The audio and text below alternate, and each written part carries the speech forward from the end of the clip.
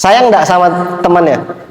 Kalau kamu sayang, kenain dia tendang. Karena gini loh, Allah bisa karena terbiasa, tapi butuh proses ya, dari lambat. Tapi kalau sudah terbiasa, tendangnya beneran. Karena di pertandingan nggak ada dia ngasih tendangan. Nah, jadi di latihan ini kamu dilatih terbiasa dengan serangan yang keras, serangan yang tepat. Dua-duanya latihan. Yang ini latihan mengenai lawan yang dia ingin maju, yang ini latihan cara mengatasi lawan tendangan T. Jadi dua-duanya saling menguntungkan. Paham? Intinya kalau kamu latihan itu jangan mau untung sendiri, sama-sama menguntungkan. Ya, jadi sudah bisa ngeblok, serang, tapi kontrol aja. Kenain T-nya. Kapan lagi kan?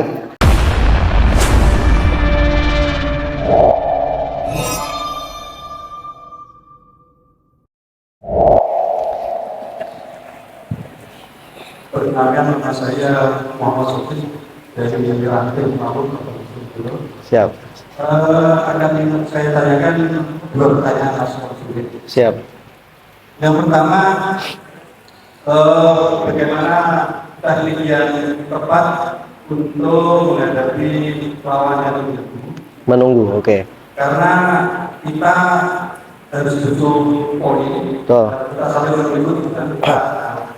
Yang pertama, kita ingin juga bagaimana cara menghadapi lawan yang mengandalkan tendangan T atau tidak seperti Mas ini.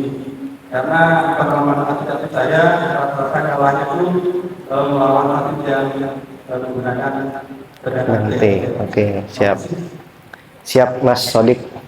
Jadi pertanyaan pertama, jadi bagaimana caranya menghadapi lawan menunggu? Jadi cara menghadapi lawan menunggu, ya, yang pasti kalian harus poinnya jangan kalah.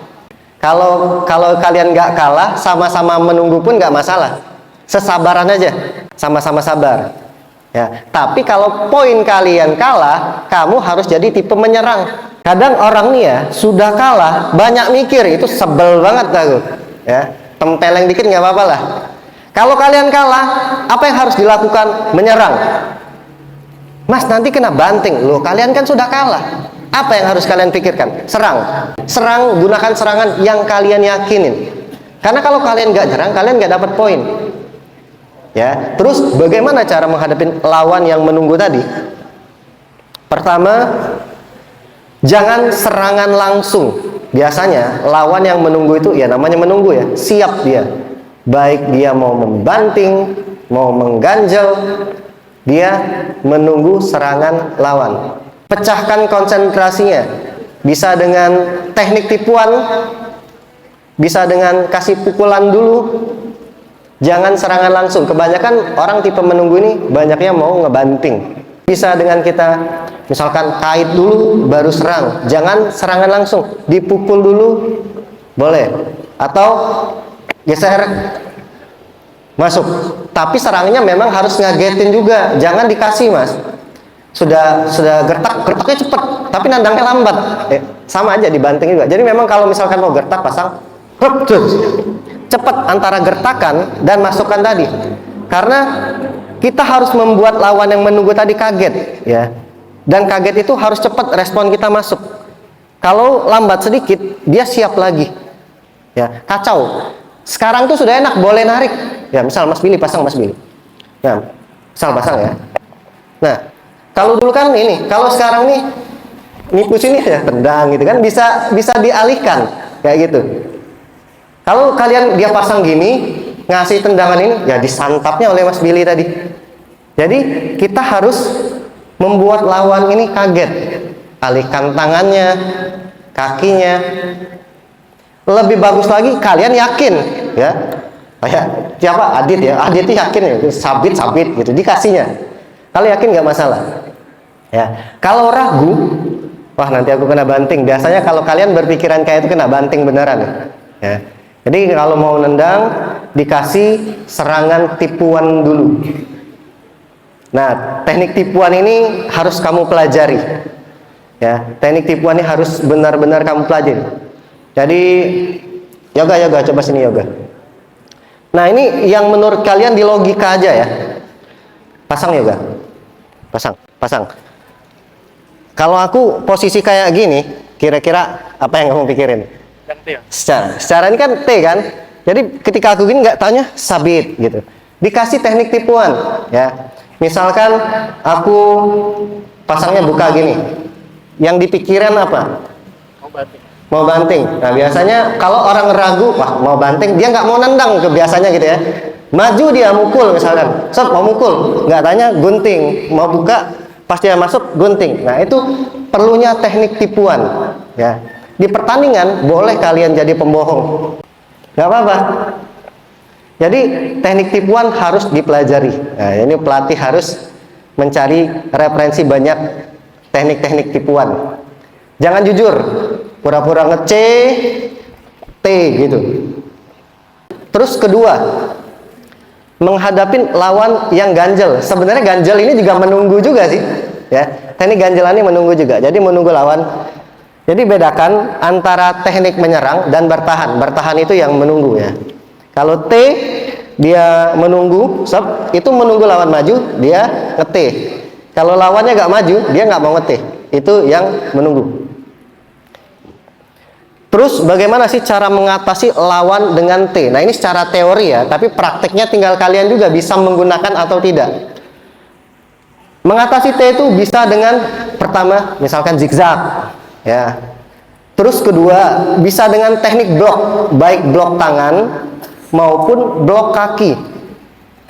Blok tangan maupun blok kaki. Ngebloknya, misal ini blok tangan ya, ngeblok tangan kan gini nih. Ngeblok itu jangan nunggu lawannya jadi tendangan T. Coba pasang ya, kamu di kanan ya. Nah, jangan nunggu dia nendang baru ngeblok, kalah kalian. Jadi misalkan pasang, duluin, karena dia refleks pasti naik sendiri kakinya. Jadi pasang langsung mendekat, di blok, ditutup, blok sambil pukul, ya. Bagus lagi bisa ngeblok sambil nangkep. Itu dengan tangan, dengan kaki juga, ngeblok dengan kaki, misal pasang. Sama, jangan nunggu dia nendang, kamu ngeblok harus mendahulukan. Makanya misalkan ditipu dulu baru kaget. Nah ngebloknya harus mengagetin. Sudah ngeblok baru serang. Kebanyakan orang nih ngeblok aja nih, pasang segini doang, nggak turun-turun gini, cepat turun masuk ya. Jadi bisa dengan zigzag, blok tangan blok kaki, terus dengan T. Nah, usahakan kalau kamu mengatasi T dengan T, lawannya agak pendek. Kalau lawannya tinggi, aku kalah T. Jadi mengatasi T dengan T tadi, T kamu tuh harus di atas T dia. Nah, dia sama-sama nge-T misalkan ya, Gak? Nah, sama-sama nge-T. T-nya harus di atas T dia tadi. Ya. Jadi bisa diatasi T dengan T asal T-nya di atas T lawan tadi. Langsung angkat tendang. Oke ya, mungkin itu aja sih kalau dari aku cara mengatasi T. Makasih Yoga. Oke, tipu-tipu gertak-gertak boleh. Nah, sikat ya. Kalau bisa, kenain dia. Sayang nggak sama temannya? Kalau kamu sayang, kenain dia tendang. Karena gini loh, Allah bisa karena terbiasa, tapi butuh proses ya. Dari lambat, tapi kalau sudah terbiasa, tendangnya beneran. Karena di pertandingan nggak ada dia ngasih tendangan. Nah, jadi di latihan ini kamu dilatih terbiasa dengan serangan yang keras, serangan yang tepat. Dua-duanya latihan. Yang ini latihan mengenai lawan yang dia ingin maju, yang ini latihan cara mengatasi lawan tendangan T. Jadi dua-duanya saling menguntungkan. Paham? Intinya kalau kamu latihan itu jangan mau untung sendiri, sama-sama menguntungkan. Ya, jadi sudah bisa ngeblok, serang, tapi kontrol aja. Kenain T-nya. Kapan lagi kan? Apa mau pakai body? Oh, usah. Wah, satra hati banget ini. Yo. Oke, kena T. Kurang nutup. Sekali lagi. Lama-lama tarung beneran ya.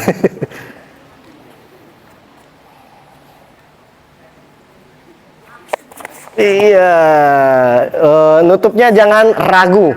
Tutup bener kaki yang dia mau nendang tadi.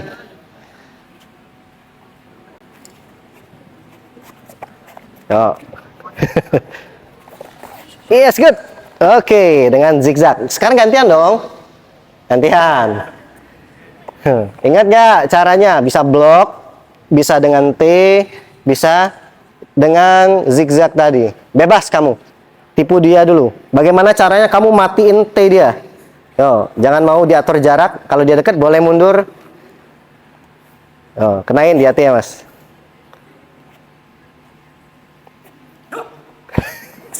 Wah, nah, ini yang nggak boleh adalah majunya setengah-setengah. Ya, jadi kalau mau ngeblok benar-benar push di jaraknya deket banget. Kalau kamu majunya sini, set, dia bisa masuk lagi tuh. Kita tuh harus mematikan jarak tembak lawan. Coba, jangan ragu. Apa yang kamu takutkan? Di latihan jangan gengsi ya, mau ditendang, mau dibanting jangan gengsi. Iya. Oke. Ya, sekali lagi. Bisa balas dengan serangan nanti ya.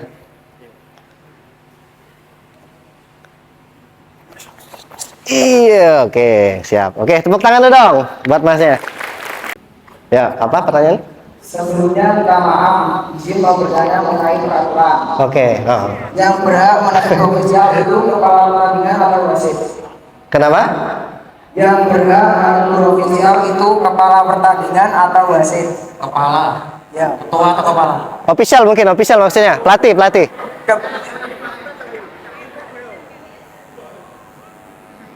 Oke, Mas Dedi sama Mas Bidi tetap di situ aja.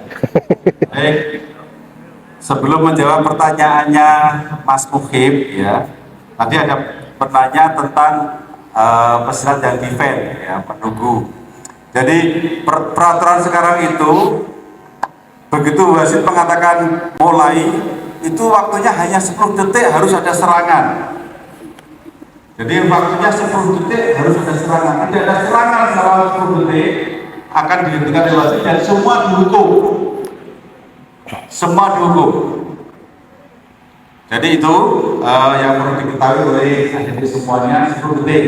Nah, langsung masuk ke Mas Muhib ya. Jadi yang menghukum ya, Menegur ya? kepada official atau coach. Ya. Jadi begini, untuk atlet dan para pelatih, dalam peraturan itu ada kartu kuning dan kartu merah. Itu sasarannya untuk siapa? Itu sasarannya untuk semua komponen yang ada di dalam gedung pertandingan itu. Bisa untuk coach saat pertandingan sedang berlangsung, juga bisa untuk manajer. Nah, kenapa? Karena semua komponen itu kena yang namanya kode etik. Kode etik juga berlaku sasarannya kepada atlet, kepada booth, juga kepada wasit dan juri. Wasit dan juri, kepada dewan wasit juri, kepada ketua pertandingan, komisaris protes, semuanya akan kena kode etik. Nah, ketika ada coach yang tidak sesuai dengan kode etik, tahapan pertamanya adalah yang memberikan kartu itu didelegasikan kepada dewan wasit juri. Dewan wasit juri itu yang berbaju putih, sabuknya warna kuning. Dia duduk di samping kanannya ketua pertandingan. Di situ ada 2 orang. Itu yang bertugas memberikan kartu kepada coach yang tidak sesuai dengan kode etik atau melanggar peraturan pertandingan. Pertama, kartu kuning. Nah, pada tahapan berikutnya, kalau dia kena kartu merah, maka pada hari itu dia harus keluar dari gedung, tidak boleh nonton pertandingan. Berarti coachnya tinggal berapa? Tinggal 1. Kalau kedua coachnya kok sampai kena kartu merah semua, pesilat bertanding tanpa ditunggu oleh coach, tidak apa-apa. Jadi bukan kepala pertandingan ya, itu yang maunya adik Muhib itu ketua pertandingan, itu yang pakai jas, pakai baju seperti manten itu loh ya, pakai dasi dan tidak pakai songkok, itu ketua pertandingan. Nah, peraturan baru ini pada saat, coba nanti dibuka di bukunya, mudah-mudahan saya tidak keliru ya. Pada saat good yang melanggar itu dampaknya pada atlet,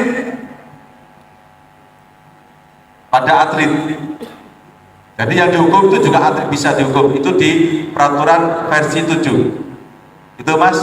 Jadi cukup sesuai dengan pertanyaan saja. Jelas? Terima kasih. Mungkin ini mewakili teman-teman juga. Sekarang kan peraturan sekarang kan menuju ke tarik-tarikan. Ya. Nah, biasanya kan di posisi pegang-pegangan ada waktu 5 detik. Nah, dari teman-teman kan banyak yang suka main bawah atau main take down dari musuh maupun kita sendiri. Nah, mungkin dari teman-teman ingin tahu tip atau triknya gimana biar take down itu nggak bisa jatuh. Di take down nggak bisa jatuh. Oke. Bisa maju dua? Bisa maju dua? Nah, jadi kita pertanyaan teman praktek. Oke, itu atletnya. Pakai body, pakai body. Yang mau ikut saya ke Malang, berdiri semua.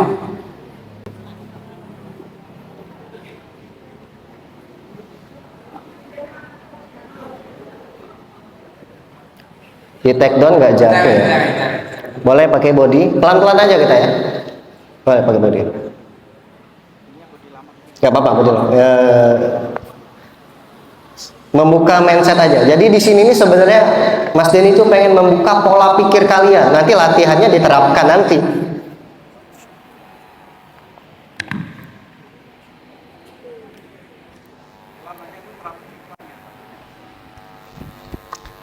Celananya terlalu ke atas yang satunya. Oke. Nah, ini salah satu aturan pertandingan ya. Ini mau berangkat tanding. Celananya nggak boleh ketinggian, salah satu itu ya. Turunin lagi itu. Nah, kamu bertanding tuh harus bawa baju lebih ya, minimal ada baju cadangan. Nanti ketika ditegur kayak itu suruh ganti. Ketika kamu lambat ganti itu kena teguran sampai bisa kena diskualifikasi kalian ya, baik celana maupun baju. Oke. Kalau latihan sih gampang. Kalau Mas Denny latihan itu kalian tuh harus sama-sama saling menguntungkan. Ya. Sekarang ini supaya nggak kebanting ya. Nah, sama-sama megang, misalkan. Nah, yang tersulit adalah ketika kamu ingin di take down, jaraknya harus jauh. Nah, sama-sama jauh. Bila perlu kuda-kuda sini dikit nggak apa nih. Karena kalau di sini nanti bisa diambil kakinya. Ini tips dari kuda-kuda ya. Jadi sama-sama jauh seperti ini. Sama-sama menjaga jarak. Ya. Terus kedua, ketika kalian misalkan ditarik nih, kamu narik ke belakang, narik pelan-pelan aja. Oke. Nah, usahakan cepat menghindarin kaki ke samping sini nih. Ini kan masih masuk. Nah, kalau di sini tenaganya nggak kuat, jadi ketika dia narik tuh, kamu tuh cepet geser ke sini atau melangkah ke sana, ke samping badan dia. Ya memang itu harus reaksi yang bagus ya, karena kan sama-sama cepat. Coba lagi, ya.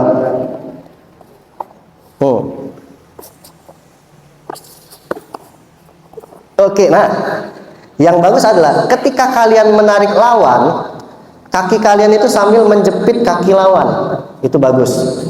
Intinya ketika kamu mau ditarik, jangan mau dekat tadi. Makanya kalau dekat pasti bisa digunting tadi. Ya, harus jauh. Kalau bisa dua-duanya jangan masuk. Kalau satu kaki digunting mungkin masih bisa melangkah kayak ini, cepat melangkah berputar. Oke, sekali lagi tarik. Nanti latihannya sama-sama gini, satu men-take down, satu bertahan. Ini beneran. Yes, good. Oke, ya, cepat kamu tuh menghindarin ke sini. Kalau kamu masih di sini, kalau kamu masih di hadapan tengah sini, dia masih bisa dorong kita ke depan. Ya. Sekarang latihannya kamu di bawah. Satu di bawah. Tarik. Udah di bawah. Oke. Nah, satu pegang. Nah, ini latihan bertahannya ya. Kamu jatuhin dia, kamu bertahan. Oke. Iya. Jadi dua-duanya ini latihan loh. Dia latihan menjatuhkan, dia latihan bertahan. Jadi dua-duanya ini sama-sama berlatih antara bertahan dan menjatuhkan. Ya, gantian. Kamu di bawah. Satu di bawah, satu di bawah. Santai dulu, santai. Dulu. Nah, posisi sudah kita belajar dari posisi yang tersulit dulu. Nah, ini udah gampang nih. Oke, siap ya. Tahan, go. Iya, yes. Nah, kunci menjatuhkan tadi ya. Kalau kita sudah nggak bisa narik sini, kita dorongin ke depan. Kita dorong ke depan dia kuat, kita langsung tarik ke belakang. Sekali lagi, 2 kali lagi gantian. Di bawah.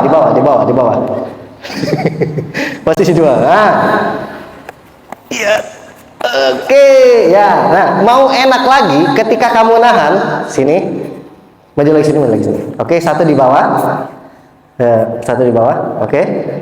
Ya, nggak apa-apa posisi tersulit. Nah, ketika dia mau narik, yang kamu tahan tangan dia. Tarik. Nah, habis tenaga dia. Ya, jadi kamu menahan kekuatan tangan dia sini tadi.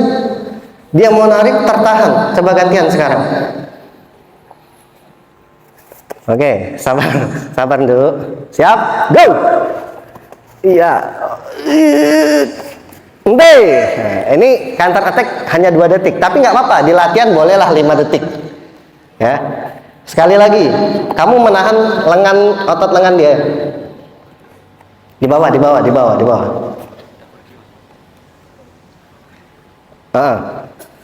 Go. Dorong. Oke. Tangannya nyentuh ya. Jadi selain kedua telapak kaki, apapun yang menyentuh matras itu disebut jatuhan ya. Nah, latihannya tadi ya. Pertanyaan Mas Yoga bagus buat semuanya. Jadi dua-duanya latihan, jangan cuma ngelatih yang counter attack-nya aja, yang ngebanting sama-sama latihan. Belajar latihan dari hal tersulit tadi ya, nggak apa sama. Yang saya suka dari mereka adalah mereka tuh ngotot ya, nggak mau dijatuhin, makanya dia saling keras-kerasan pukulan, itu bagus ya, bagus. Tepuk tangan. Ngejar musuh sampai garis kalau bisa itu lari. Oh ya. Nggak tektor. Takut kalau udah kan poinnya masuk ke lawan. Betul. Ya, bagus. Tapi kamu kan kalau ngejar aja dia kan kamu juga nggak dapat poin. Kamu press aja, nggak ada serangan. Sama diserang. Nanti kamu yakin kamu nggak akan diserang balik? Berarti kamu jadi dia nggak akan yakin dia nggak akan serang balik. Terus apa yang kamu lakukan?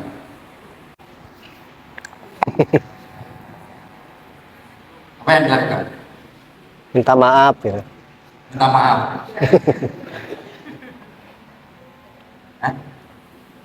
Nyerang berarti ya.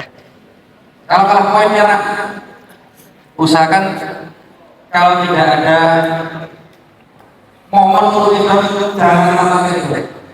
Jadi di peraturan 2022 ini dari sampaikan oleh Mas Mo, gampang untuk cari poin itu gampang sekali, tapi kehilangan poin itu cepat sekali. Di Piala Kapolri yang kemarin sudah ada yang menang poin sekitar, jadi pesilat biru mendapatkan poin dari Sarati Pemalang. Pesilat biru dapat poinnya 16. Pesilat merah sudah dapat 23 poin, tapi dapat peringatan 1. Karena yang dari Satrata ini maju terus dia, tapi nggak dapat poin. Karena sudah kalah. Jadi sampai babak ketiga terakhir, 3 detik terakhir itu dia tidak bisa. Tadi kan Mas Masto menyampaikan,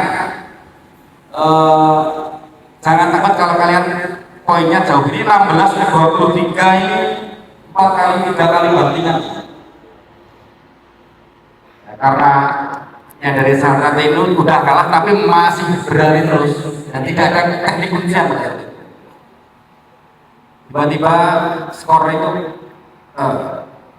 timer itu habis. Betul.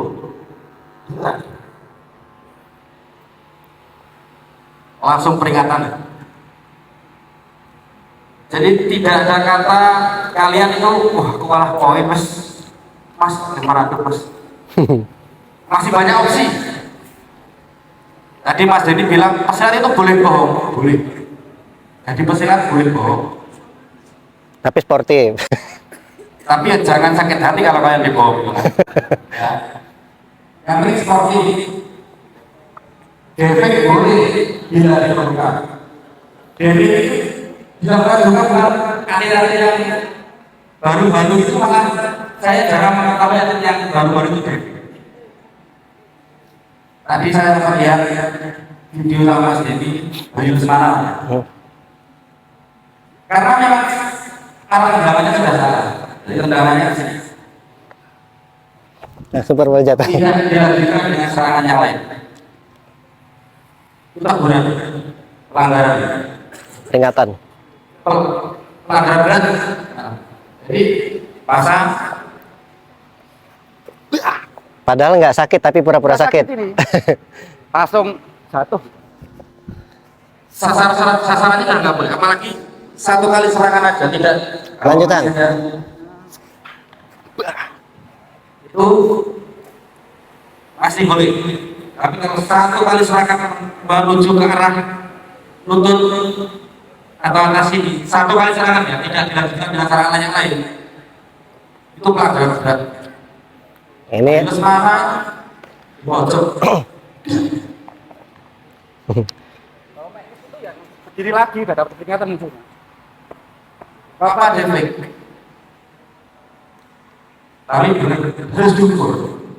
Dan kayak penting atlet, jangan dengarkan omongan orang yang lain. Untuk mas-mas pelatih ya, mungkin lagi bawa timnya ada 20 orang, pelatihnya ada 5. Tapi yang di pojokan cuma 2. Jadi tiga pelatih yang lain ada di beberapa sudut. Yang satu ngawasin digital scoring, yang satu mengamati jurusan dan juga kemudian yang mana. Kalau pelatih-pelatih itu ngomong, itu saya terangkan di tim yang saya bawa. Jangan dengarkan yang di sana. Yang di sana biarkan ngomong pelatih yang dibocor. Karena yang mungkin kalau di sini yang nonton sana. Kalau kalian mainnya di Jakarta, ketemu sama Pak Susi, bisa jadi banyak mereka apalagi taman mini, hijau-hijau semua full, lumut. Beneran. Kalau kita juga untuk pembukaan Indonesia Open 2022, misalnya pertama, pembukaannya ya jangan mainnya, pembukaannya ya di dalam itu hijau semua. Cuma yang di dalam yang pesilatnya aja yang hitam-hitam. Mental. Jadi pas itu yang dihilangkan, pelatihnya jangan ini karena depan ya, situ diem aja. Di salah-salah ini lupa oh mas salahnya silat dengarkan yang di pojok. Yang di pojok itu pasti tahu ya, karena dia ada di lingkungan dekat kalian. Oh anak ini bisa mendengarkan suara saya atau tidak, bisa mendengarkan arahan saya atau tidak. Banyak trik-triknya. Mas, atlet saya bisa nafas babak ketiga. Di peraturan sekarang ada 2 kartu. Kenalkan, nama saya Muhammad Zamzami dari Daerah Universitas. Ada 2 pertanyaan Mas Denny, Mas Denny. Yang pertama itu soal pembinaan, tadi sudah disinggung sedikit tentang persiapan istrinya Mas Denny yang 6 bulan tadi ya. Sebenarnya idealnya untuk top perform seorang atlet itu butuh waktu berapa lama? Dari misalkan ini kita sudah punya nih beberapa atlet. Terus itu untuk mencapai top performnya di hari-harinya itu butuh waktu berapa lama persiapannya? Satu itu. Nomor 2 lebih ke teknis. Kita kan sekarang pakai 3 juri ya, juri 1, 2, dan 3. Terus yang sering terjadi itu atlet itu hanya apa istilahnya Bermain satu juri. dekat tendang. oke. Kadang cuma satu juri yang lulus atau nggak nilainya nggak masuk itu makanya ada yang masuk. Padahal tendangan sudah banyak. Nah triknya yang paling efektif untuk teknik apa yang dipakai biar misalkan kita nendang cuma 2 kali masuk semua gitu. Siap. Terima kasih. Oke. Assalamualaikum warahmatullahi wabarakatuh. Waalaikumsalam. Makasih Mas Zamroni. Digital scoring ya. Jadi pertanyaan pertama, berapa lamakah untuk atlet itu menjadi top performnya? Ya. Jadi selagi kalian menjadi atlet itu latihan terus seumur hidup. Kalau kamu statusnya menjadi atlet, diperbanyak latihannya. Nah kalau atlet nasional, ya dia memang ada programnya. Misalkan SEA Games, dia persiapkan di TC 1 tahun misalkan. 1 tahun ini ada programnya.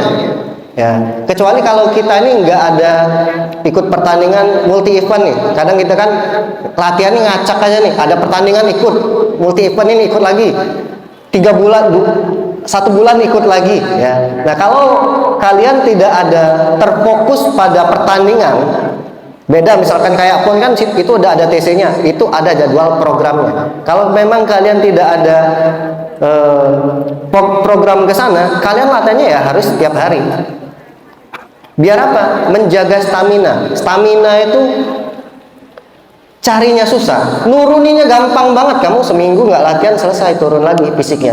Makanya pentingnya kenapa pelatih itu ada tes fisik untuk mengetahui performa kondisi fisik kalian. Mas ini gampang. Ya, yoga, kamu latihan nggak? Kata yoga, aku latihan mas. Sedangkan Mas Denny tidak mantau yoga. Oke, tes fisik. Setelah tes fisik kita lihat tesnya ini ternyata fisiknya jelek, kan ketahuan. Wah kamu nggak latihan ternyata. Jadi gampang ya, sudah ada sport science-nya. Jadi tes fisik itu banyak. Ada blip test, ada tes 2,4 kilo, tes 12 menit, banyak. Dan sekarang tuh ada yang terbaru. Terbaru itu lebih cepat, aku lupa namanya. Itu efektif banget, yang terbaru ada lagi keluar. Dia sebentar tapi lebih efektif. Ya. Jadi gampang. Performa pokoknya jaga latihan terus, Mas. Yang nggak boleh adalah latihan cuman ada pertandingan. Nah, ini sebel banget aku. Jadi kalau kamu, aku jadi atlet, wes latihan terus. Ya, itu yang pertama tadi. Terus kedua, bagaimana sih cara mengatasi ketika menyerang? Ini enggak ditulis wasit. Nah, ini ada 2 yang ingin saya sampaikan. Pertama, untuk official itu harus jeli.